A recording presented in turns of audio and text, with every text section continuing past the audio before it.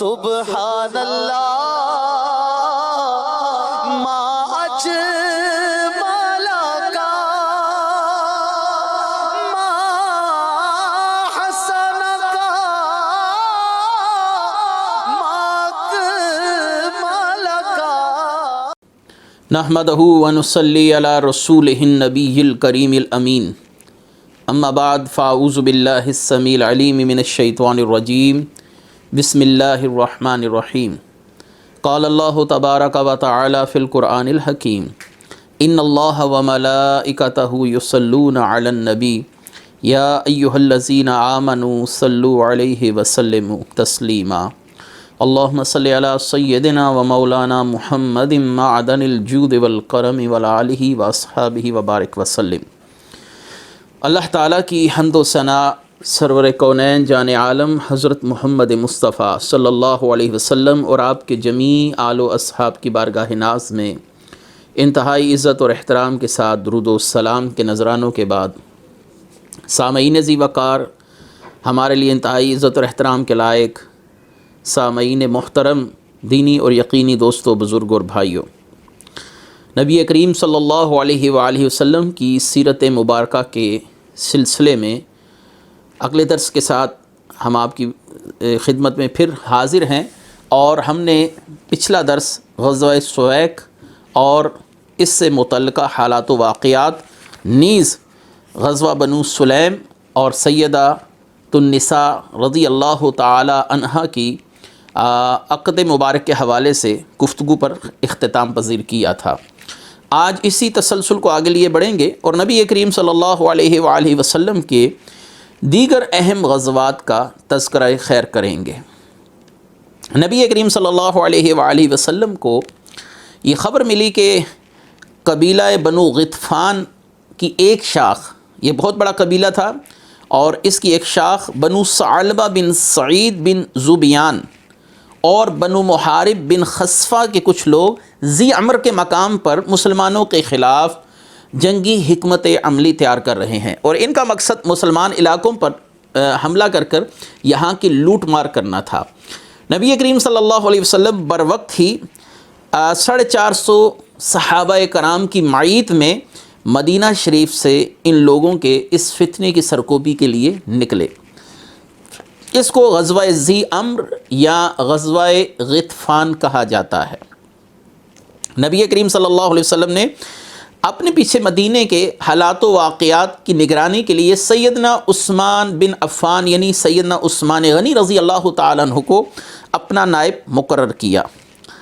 ذوی القصہ کے مقام پر پہنچنے پر نبی کریم صلی اللہ علیہ وآلہ وسلم سے ایک شخص کی ملاقات ہوئی جس کا نام جبار بن ثعلبہ تھا، اور اس کا تعلق بھی بنو غطفان کے ساتھ تھا، لہٰذا یہ بنو غطفان کے حالات و واقعات کو زیادہ بہتر سمجھنے والا تھا۔ یہ وہی قبیلہ بنو غطفان تھا جس کی سرکوبی کے لیے نبی کریم صلی اللہ علیہ وآلہ وسلم 450 صحابہ کرام کے ساتھ مدینہ سے نکلے تھے،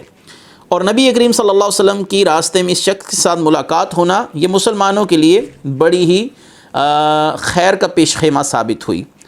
نبی کریم صلی اللہ علیہ وسلم نے اس شخص سے سوال کیا کہ تم کہاں جا رہے ہو؟ تو اس نے کہا میں روزگار کی تلاش میں مدینہ شریف کی طرف جا رہا ہوں۔ آپ صلی اللہ علیہ وآلہ وسلم نے جب اس سے تفصیلی گفتگو فرمائی، وہاں سے اندازہ ہو گیا یہ اسی قبیلے کے ساتھ تعلق رکھتا ہے جس قبیلے کی سرکوبی کے لیے نبی کریم صلی اللہ علیہ وسلم صحابہ کرام کے ساتھ مدینہ شریف سے باہر تشریف لائے ہیں۔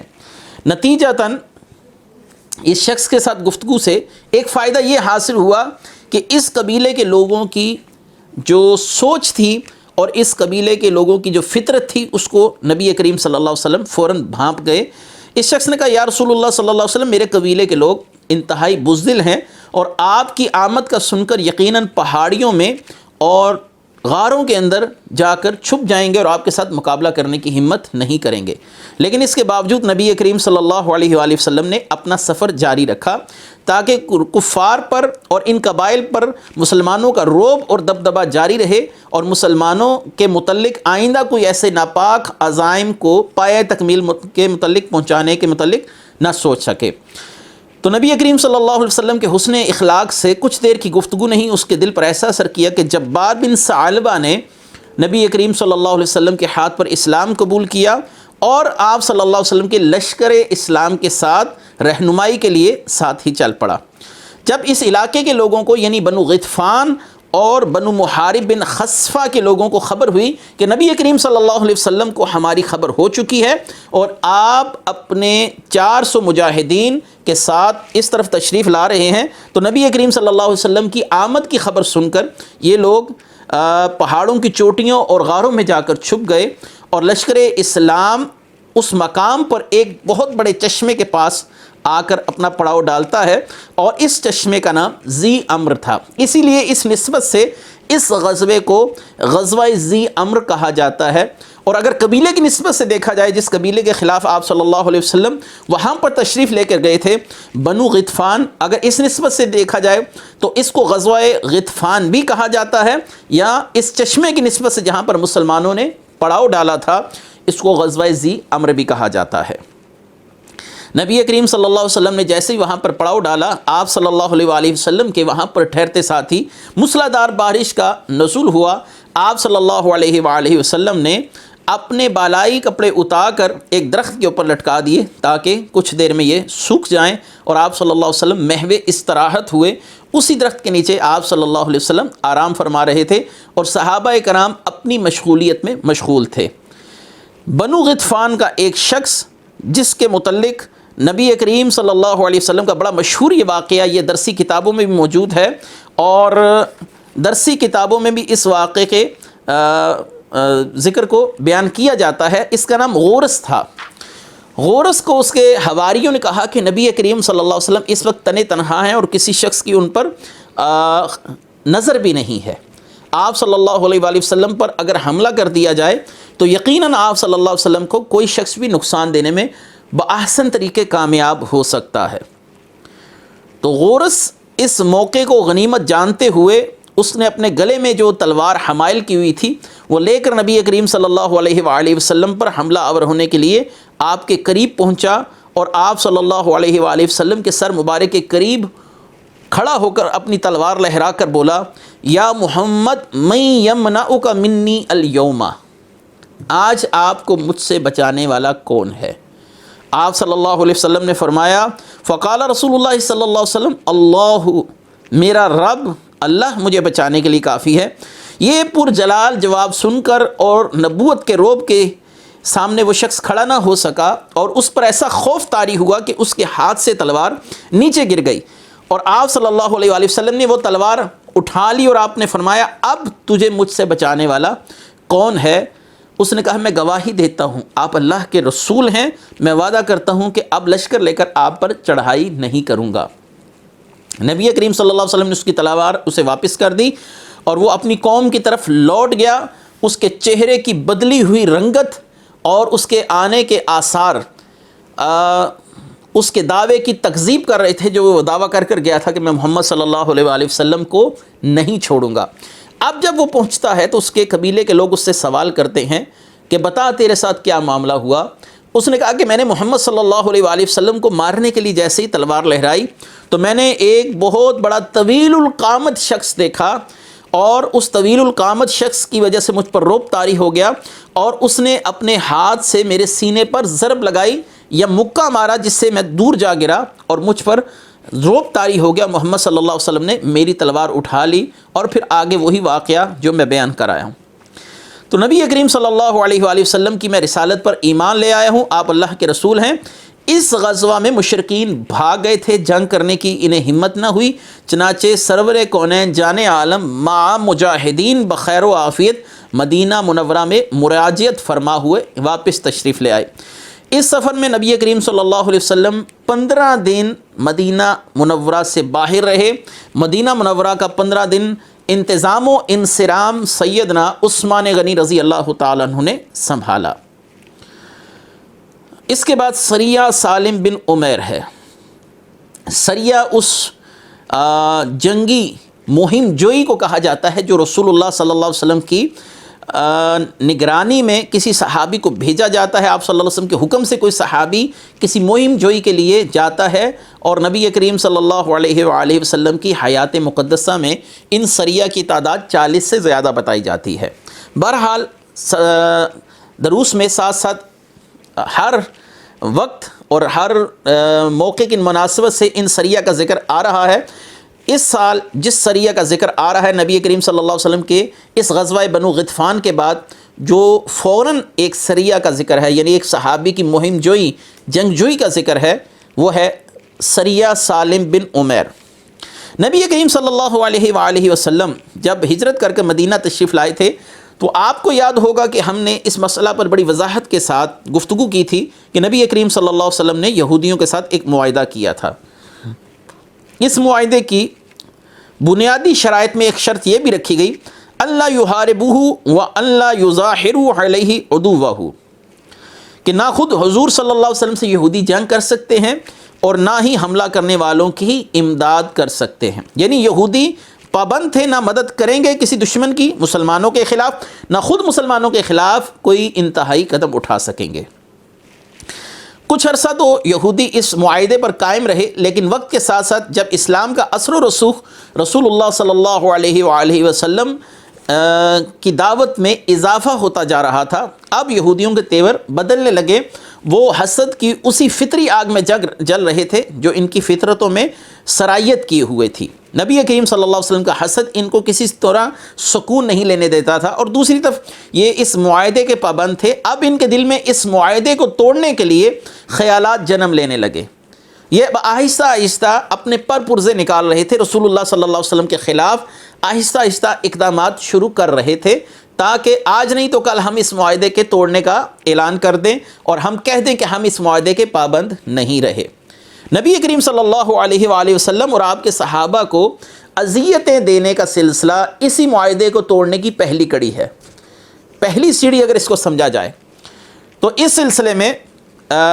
ایک بہت بڑا بدبخت یہودی ابو افق جو تھا، یہ 120 سالہ بوڑھا شخص تھا۔ یہ نبی کریم صلی اللہ علیہ وسلم اور آپ کے صحابہ کی ہجو کرتا تھا، آپ صلی اللہ علیہ وآلہ وسلم کی شان میں گستاخی کرتا اور آپ صلی اللہ علیہ وسلم کے صحابہ کی شان میں گستاخی کرتا، جہاں کہیں بیٹھتا اور اشعار کی صورت میں رسول اللہ صلی اللہ علیہ وسلم کی تردید میں اور صحابہ کی تردید میں اشعار مختلف پیراہوں میں لوگوں کے سامنے بیان کرتا۔ نبی کریم صلی اللہ علیہ وسلم تک جب اس کی حرکات و سکنات پہنچی تو آپ صلی اللہ علیہ وسلم نے فرمایا، من لی بحاذ الخبیث، کون اس خبیث کو کیفر کردار تک پہنچائے گا، یعنی کون ہے جو اس کو جہنم واصل کرے۔ سالم بن عمیر رضی اللہ تعالیٰ عنہ نے 10 بستہ عرض کی، یا رسول اللہ صلی اللہ علیہ وسلم یہ مشن مجھے سونپا جائے، اس خبیث کو میں جہنم واصل کروں گا۔ لہذا سالم بن عمیر رضی اللہ تعالیٰ عنہ کو رسول اللہ صلی اللہ علیہ وسلم نے اجازت مرحمت فرمائی، اور سالم بن عمیر رضی اللہ تعالیٰ عنہ اب کسی مناسب موقع کے انتظار میں تھے کہ اس بدبخت کو تنہا پاؤں اور اس کو واصل بہ جہنم کر دوں۔ ابو افق گرمیوں کے دن تھے اور ایک رات اپنے گھر کے صحن میں سویا ہوا تھا۔ حضرت سیدنا سالم بن عمیر نے موقع کو غنیمت جانا اور اپنے گھر سے نکلے اور اس کے گھر کی دیوار پھلانگ کر اس کے صحن میں جا پہنچے جہاں پر وہ سویا ہوا تھا۔ آپ نے اپنی تلوار کو اس کے کلیجے پر رکھ کر بہت زور کے ساتھ دبایا، جس سے تلوار اس کے سینے کو چیرتی ہوئی اس کی پشت کی طرف سے باہر نکل گئی۔ یعنی ابو افق اب مر چکا تھا، ٹھنڈا ہو چکا تھا۔ نبی کریم صلی اللہ علیہ وآلہ وسلم کے اس صحابی نے رسول اللہ صلی اللہ علیہ وسلم کی ناموس کے لیے اس بدبخت کو واصل بہ جہنم کر دیا۔ آپ صلی اللہ علیہ وسلم کو سالم بن عمیر رضی اللہ تعالیٰ عنہ نے پہنچ کر یہ خوشخبری سنائی، یا رسول اللہ صلی اللہ علیہ وسلم ابو افق جہنم واصل ہو چکا ہے۔ نبی کریم صلی اللہ علیہ وسلم نے اس کی ہلاکت کا سن کر حضرت سیدنا سالم بن عمیر کو دعائے خیر سے نوازا۔ اسی کی بیوی ایک کماش بدکار عورت، بدبخت عورت، اس کا نام اسما بنت مروان تھا۔ یہ بھی نبی کریم صلی اللہ علیہ وآلہ وسلم کی شان اقدس میں گستاخی کی مرتکب ہوتی تھی۔ ہر وقت آپ صلی اللہ علیہ وسلم کی شان میں گستاخی کرنا، بد کلامی کرنا، یہ اس کے روزمرہ کے معاملات میں شامل تھا۔ اس کی شرانگیزیاں بھی جب حد سے تجاوز کر گئیں تو سیدنا عمیر بن عوف، پہلے سالم بن عمیر رضی اللہ تعالیٰ عنہ، اب عمیر بن عوف رضی اللہ تعالیٰ عنہ بھی آدھی کی رات کے وقت موقع کو غنیمت جانتے ہوئے اس کو واصل بہ جہنم کر دیا۔ جب دوسرے دن عمیر بن عوف رضی اللہ تعالیٰ عنہ رسول اللہ صلی اللہ علیہ وسلم کی بارگاہ میں تشریف لا رہے تھے تو یہودی اس کے لیے قبر تیار کر رہے تھے۔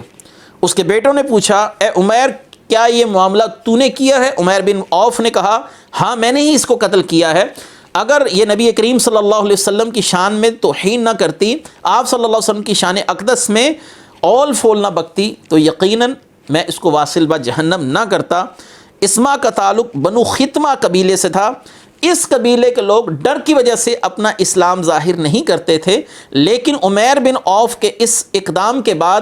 ان قبیلے کے لوگوں کے اندر ہمت جاگ گئی اور انہوں نے برملا اسلام کا اظہار کیا اور نبی کریم صلی اللہ علیہ وسلم کی غلامی میں شامل ہو گئے۔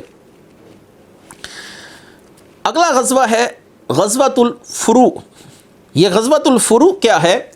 نبی کریم صلی اللہ علیہ وسلم کو اطلاع ملی تھی کہ بنو سلیم بن منصور نے ایک لشکر اکٹھا کیا ہے اور وہ مسلمانوں پر حملہ کرنے کا ارادہ کر رہے ہیں۔ آپ صلی اللہ علیہ وسلم کی قیادت میں 300 مجاہدین ان لوگوں کی سرکوبی کے لیے نکلے۔ بنو سلیم بن منصور کے افراد کو جب یہ خبر ملی کہ آپ صلی اللہ علیہ وسلم خود تشریف لا رہے ہیں اور آپ کے ساتھ 300 کے لگ بھگ صحابہ کرام بھی موجود ہیں، یہ سن کے وہ سب بھاگ کھڑے ہوئے اور آپ صلی اللہ علیہ وسلم اپنے صحابہ سمیت مدینہ شریف بخیریت لوٹ آئے۔ اس کے بعد بہت اہم غزوہ اور بہت اہم معاملہ مدینے کے واقعات میں، اور یہ یہودیوں کے ساتھ اس معاہدے کے بعد اگر آپ اس کو کہیں کہ پہلی بار آمنا سامنا کھل کر ہونا یا جنگی حالات کا پیدا ہو جانا، وہ غزوہ بنو قینقاع۔ یہ غزوہ بنو قینقاع کیا تھا؟ یہ یہودیوں کے ساتھ نبی کریم صلی اللہ علیہ وسلم کی مہم جوئی تھی، جنگی مہم جوئی تھی، اور اس کے حالات و واقعات کچھ یوں تھے۔ یہ غزوہ ہجرت سے 20 ماہ بعد شوال میں پیش آیا، اور شوال کے مہینے میں نبی کریم صلی اللہ علیہ وسلم نے 15 دن تک یہودیوں کا محاصرہ کیے رکھا، یہودیوں کو گھیرے میں رکھا۔ اس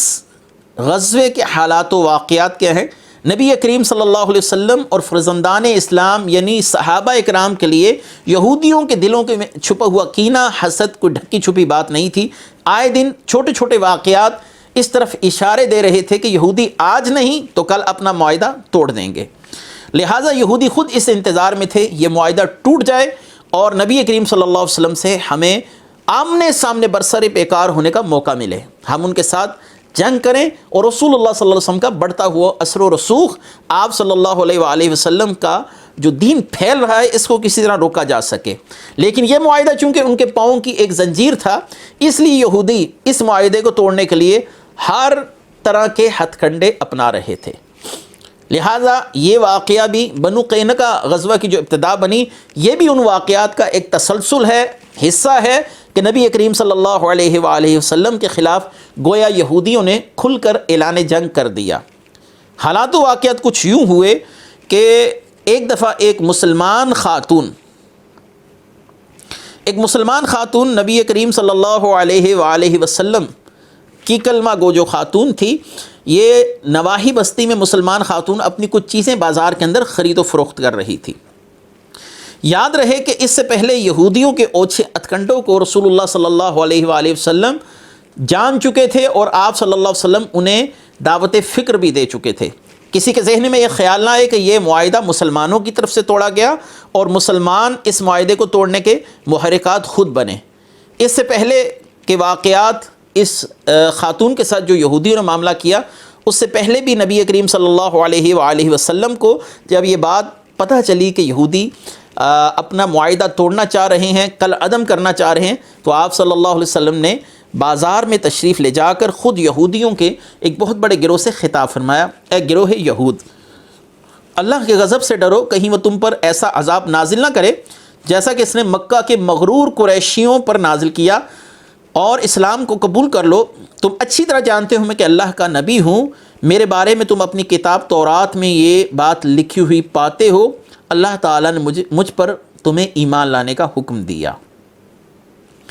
اس میں غزوہ بدر کے حالات و واقعات کی طرف رسول اللہ صلی اللہ علیہ وسلم کا اشارہ تھا، اے یہودیوں اپنی طاقت پر مت اتراؤ، اللہ تعالیٰ نے بہت بڑی طاقت لانے والی قوم کی کمر توڑ دی اور وہ اپنی میتوں کو چھوڑ کر بھاگ نکلے۔ یہودیوں نے کہا اب چاہیے تو یہ تھا کہ رسول اللہ صلی اللہ علیہ وسلم کی اس نصیحت آموز گفتگو پر یہودی غور و فکر کرتے، لیکن وہ کہنے لگے یا محمد انکا ترا انا مثل قومکا، آپ کیا سمجھتے ہیں کہ ہم کفار مکہ کی طرح ہیں؟ لا یغرنک انک لقیت قوما لا علم لهم بالحرب فاصبت منهم فرصة وان والله لئن حاربتنا لتعلمن انا نحن الناس۔ اے محمد صلی اللہ علیہ وسلم، آپ کیا سمجھتے ہیں ہم آپ کی قوم کی طرح ہیں جن کو جنگی حالات کے اندر لڑنا نہیں آتا، جنگی ہتھیار ان کو چلانا نہیں آتے؟ ہم بہترین ہتھیار چلانے والے ہیں، اور جب ہمارا اور آپ کا آمنا سامنا ہوگا تو آپ جان جائیں گے کہ ہم کس قسم کے لوگ ہیں۔ یہ وہ کھلی دھمکی تھی جو نبی کریم صلی اللہ علیہ وآلہ وسلم کو وہ لوگ دے رہے تھے۔ اس کا مطلب ہے یہودی ان حالات و واقعات کو پیدا کر رہے تھے جن کے بعد یہ معاہدہ کل عدم قرار پائے۔ رسول اللہ صلی اللہ علیہ وسلم کو اللہ تبارک و تعالیٰ نے قرآن فرقان حمید کے اندر تسلی دی، سورہ عمران آیت نمبر 12 و 13 کے اندر کل للذین کفروا ستغلبون وتحشرون الی جہنم وبئس المہاد۔ اے محبوب صلی اللہ علیہ وسلم، جن لوگوں نے کفر کیا آپ ان سے فرما دیجئے کہ ان قریب تم مغلوب کیے جاؤ گے اور تمہیں ہانکا جائے گا جہنم کی طرف، جو کہ بہت برا ٹھکانہ ہے۔ یہ یہودیوں کی اسی بات کی تردید میں آیت آئی۔ اب وہ واقعہ وقوع پذیر ہوا جو غزوہ بنو قینقاع کا بنیادی سبب بنا۔ ایک مسلمان خاتون اپنی چیزوں کی خرید و فروخت کے لیے بازار بنو قینقاع کے بازار میں آئی۔ اس نے وہاں پر سامان بھیجا اور ایک زرگر یعنی ایک جوہری، جس کو آپ جیولر کہتے ہیں، سونے کی خرید و فروخت کرنے والا، اس کی دکان پر آ کر بیٹھ گئی اور شاید اس سے وہ کوئی زیور خریدنا چاہتی تھی، لیکن یہ زرگر یعنی یہ جیولر یہ یہودی تھا اور یہ خاتون باپردہ تھی، اس نے اپنے چہرے کو ڈھانپ رکھا تھا۔ باتوں باتوں میں اس بدبخت یہودی نے کوشش کی کہ یہ خاتون اپنے چہرے سے نقاب اتار دے، لیکن اس خاتون نے اپنے چہرے سے نقاب اتارنے سے انکار کر دیا۔ اسی اثناء میں اس کے ساتھ بیٹھے ہوئے ایک یہودی نے اٹھ کر عورت کی پچھلی جانب پر آ کر کھڑے ہو کر اس کے چہرے کا نقاب اتار دیا اور اس کے کپڑوں کا ایک دھاگا کاٹ دیا اور ایک تسمہ کاٹا، جس سے اس عورت کا لباس اتر گیا۔ اس پر یہودی بہت ہنسے اور کہکا مار مار کر اس عورت کا مذاق اڑا رہے تھے۔ وہیں سے گزرتے ہوئے ایک غیور مسلمان سے یہ معاملہ نہ دیکھا گیا تو اس نے آ کر اس یہودی کو واصل بجہنم کر دیا جس نے خاتون کے ساتھ یہ معاملہ کیا تھا۔ دیگر یہودیوں نے اس مسلمان پر حملہ کر کر اس غیرت مند مسلمان کو شہید کر دیا۔ یہ وہ واقعات تھے جو غزوہ بنو قینقاع کی بنیاد بنے کہ ایک عورت کی عصمت دری کے لیے ہاتھ بڑھایا گیا، ایک غیور مسلمان آیا، غیور مسلمان کو شہید کر دیا گیا۔ یہ وہ واقعات تھے کہ اب اس پر مسلمان خاموشی اختیار نہیں کر سکتے تھے۔ ان یہودیوں نے ان کی عصمت شیار بہن کو بازار کے اندر برہنہ کرنے کی کوشش کی۔ یاد رہے کہ امن و سلامتی اچھی چیز ہے، لیکن غیرت کا سودا کر کے یا غیرت کی قیمت ادا کر کر امن و سلامتی حاصل کرنا اسلام کا مزاج نہیں رہا۔ اس لیے حضور سیدنا پیر میر علی شاہ صاحب رحمۃ اللہ علیہ نے بڑا ہی واضح الفاظ میں جب قادیانیت کے خلاف علم جہاد بلند کیا تھا تو آپ نے فرمایا تھا کہ مجھے لوگ مشورہ دیتے ہیں کہ میں اس معاملے کے اندر نہ پڑھوں، لیکن میرا تعلق اگرچہ فقر اور درویشی کی اس لائن کے ساتھ ہے، لیکن مجھ سے بغیرت فقیری نہیں ہوتی۔ تو مسلمانوں نے بھی امن و سلامتی حاصل کرنے کے لیے ایک معاہدہ ضرور کیا تھا، لیکن اس معاہدہ کا یہ مطلب نہیں تھا کہ اپنی غیرت پر سمجھوتا کر لیا جائے۔ لہٰذا کسی مزید تاخیر کے بغیر مسلمانوں نے نبی کریم صلی اللہ علیہ وسلم کی قیادت میں بنو قینقاع کی بستی کا محاصرہ کر لیا، جو 15 دن تک جاری رہا۔ یہ وہی لوگ ہیں جو رسول اللہ صلی اللہ علیہ وسلم کو دھمکی دے رہے تھے کہ آپ ہماری پاور نہیں جانتے، ہمارے جنگ والے حربوں کو نہیں جانتے، آپ نے اگر کفار کو بدر میں شکست دی ہے لیکن آپ کا واسطہ ہم جیسی جنگجو قوم کے ساتھ نہیں پڑا۔ یہ وہی قوم تھی جو نبی کریم صلی اللہ علیہ وسلم کے سامنے گھٹنے ٹیک رہی تھی۔ 15 دن تک نبی کریم صلی اللہ علیہ وسلم نے بنو قینقاع کا محاصرہ کر لیا اور آپ بنفس نفیس اس جنگ میں خود قیادت فرما رہے تھے، اس محاصرے کی نگرانی خود فرما رہے تھے، اور مدینہ طیبہ کے نظام و نسق کے لیے آپ نے ابو لبابہ بشیر بن منذر رضی اللہ تعالیٰ عنہ کو اپنا نائب مقرر کیا۔ یاد رہے کہ اس غزوے میں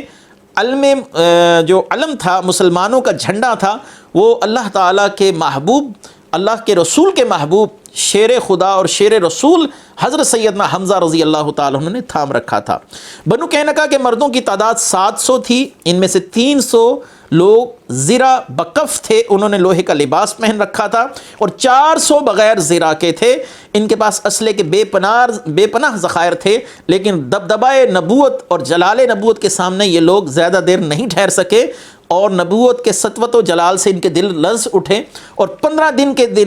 دن کے محاصرے کے بعد ان لوگوں نے اپنے ہتھیار ڈال دیے، اور نبی کریم صلی اللہ علیہ وآلہ وسلم کی بارگاہ میں عرض کیا کہ یا رسول اللہ صلی اللہ علیہ وآلہ وسلم، ہمیں یہاں سے نکل جانے کی اجازت دی جائے، ہم اپنی عورتوں اور اپنے بچوں کو لے کر یہ جگہ چھوڑنے کے لیے تیار ہیں، ہمارے پاس جتنے اموال ہیں، اسلحہ ہے، ہم آپ کی خدمت میں پیش کر دیتے ہیں، ہمیں یہاں سے بخیر و عافیت نکلنے دیا جائے۔ آج ان کا رعب اور دبدبہ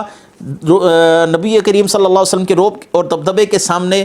بالکل ختم ہو چکا تھا۔ آپ صلی اللہ علیہ وسلم کی سطوت و جلال کا عالم یہ تھا کہ یہودی گھٹنے ٹیک چکے تھے، بلا لڑے ہوئے، انہوں نے اپنے اموال، اپنا مال، سب کچھ رسول اللہ صلی اللہ علیہ وسلم کے حوالے کیا، اور رسول اللہ صلی اللہ علیہ وسلم سے 3 دن کی مہلت چاہی کہ ہمیں 3 دن دیے جائیں، ہم اس جگہ کو چھوڑ کر کہیں اور چلے جاتے ہیں۔ نبی کریم صلی اللہ علیہ وسلم نے اس تجویز کو پسند فرمایا، اور ان کو 3 دن کی مہلت دی گئی، اور ان 3 دنوں پر ان کی نقل و حرکت پر نگرانی کے لیے سیدنا عبادہ بن صامت رضی اللہ تعالیٰ عنہ کو مقرر کیا گیا۔ عبادہ بن صامت رضی اللہ تعالیٰ عنہ کا بہت اچھے معاملات تھے اس قبیلہ بنو قینقاع کے ساتھ، لیکن بنو قینقاع 3 دن کے اندر نقل و حرکت اور اپنی یہاں سے مال و دولت کی جو منتقلی تھی اس کے لیے 3 دن کم جانتے تھے، اور انہوں نے حضرت سیدنا عبادہ بن صامت کی بارگاہ میں عرض کی کہ ہمیں 3 دن سے زیادہ بڑھا کر یہ مدت 6 دن کی جائے۔ عبادہ بن صامت نے کہا لا ولا ساعۃ واحدۃ، نہیں، تمہیں ایک گھڑی بھی زیادہ نہیں دی جائے گی، تم 3 دن کے اندر اپنا سامان چھوڑو، یہاں سے نکلنے کی کرو۔ مدینہ طیبہ سے نکل کر یہ قوم شام کی ایک بستی الزرعات میں جا کر آباد ہوئی، بعد میں اللہ تعالیٰ نے ان کا بھی نام و نشان مٹا دیا۔ اس غزوے میں 2 آدمیوں کا کردار بڑا ہی واضح طور پر سامنے نظر آتا ہے۔ عبادہ بن صامت اگرچہ یہودیوں کے ساتھ ان کے اچھے معاملات تعلقات تھے، لیکن اللہ کے رسول کے حکم کے آگے انہوں نے یہودیوں کے ساتھ کسی قسم کی رعایت نہیں برتی۔ دوسری طرف منافقین کا جو سرغنہ تھا عبداللہ بن ابی، اس کا کردار بالکل مختلف نظر آیا۔ حضرت عبادہ بن صامت رضی اللہ تعالیٰ عنہ یہودیوں کے لیے کسی رعایت کے متحمل نہ تھے، لیکن عبادہ بن صامت رضی اللہ تعالیٰ عنہ کا کردار اپنی جگہ پر۔ عبداللہ بن ابی یہ رسول اللہ صلی اللہ علیہ وسلم سے ان یہودیوں کے لیے کچھ نرم فیصلہ چاہ رہا تھا، اور بار بار کہتا تھا بنو قینقاع کے یہودیوں کہ مجھ پر احسانات ہیں، میں ان کے لیے آپ سے نرمی کا طالب ہوں۔ اس کا انداز تکلم بھی رسول اللہ صلی اللہ علیہ وسلم سے انتہائی گستاخانہ رہا، یہ بار بار اصرار کرتا رہا یہ لوگ میری جماعت کے لوگ ہیں، انہوں نے ہر مشکل موقع پر میری مدد کی ہے، مجھے ان کی بڑی ضرورت ہے، میں ان کو کسی قیمت پر بھی نظر انداز نہیں کر سکتا۔ اللہ تبارک و تعالیٰ نے اسی موقع پر سورہ مائدہ آیت نمبر 51 کا نزول فرمایا، اے ایمان والو، نہ بناؤ یہود و نصارہ کو اپنا دوست، اور جس نے انہیں دوست بنایا وَمَن يَتَوَلَّهُم مِّنكُمْ فَإِنَّهُم مِّنْهُمْ، جو ان کو دوست بنائے یہود و نصارہ کو وہ انہی میں سے ہے۔ إِنَّ اللَّهَ لَيَهْدِي الْقَوْمَ الظَّالِمِينَ، اللہ تعالیٰ ہدایت نہیں دیتا ظالم قوم کو۔ اس آیت کا نزول عبداللہ بن ابی کے لیے تھا، اگرچہ عبداللہ بن ابی کے لیے تھا، یہاں پر ہمارے وہ احباب بھی توجہ کریں جو یہود و نصارہ کا دم بھرتے ہیں، اللہ نے فرمایا وہ انہی میں سے ہے جو ان کی سائیڈ لے، ان کی طرفداری پر بولے۔ اللہ تعالی ہمیں ان کے شر سے محفوظ رکھے۔ وآخر دعوانا ان الحمد للہ رب العالمین۔ سبحان اللہ